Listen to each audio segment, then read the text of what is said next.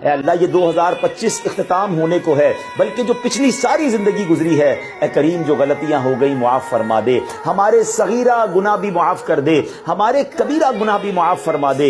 ऐ परवरदिगार, अब जो नया साल आने वाला है ये हमारे लिए रहमतों वाला, बरकतों वाला, आफियतों वाला साल बना दे। ऐ अल्लाह तेरे खजानों में कमी नहीं, जिन जिन गमों में, जिन जिन दुखों में हम गिरफ्तार हैं वो तुझे सब मालूम है। ऐ अल्लाह ये 2026 हमारे दुखों का मदावा बना दे, हमारी बेकरारियों को करार दे दे, हमारी बेचैनियों को चैन दे दे। ऐ अल्लाह गमों के अंधेरे से निकालकर खुशियों के उजाले में दाखिल कर दे। परवरदिगार आलम ये साल सेहत वाला साल अता फरमा। जितने बीमार हैं, जो दुआओं के लिए कहते रहते हैं, हम में बीमार हैं, हमारे घर वालों रिश्तेदारों में जो बीमार हैं, ऐ शिफा देने वाले ये साल हमारे लिए शिफा वाला साल बना दे। ऐ अल्लाह जिनके पास रोजगार नहीं है, जो बेरोजगार हैं, ऐ करीम मौला ये साल उनके लिए हलाल तैयब आसान रोजगार वाला साल बना दे।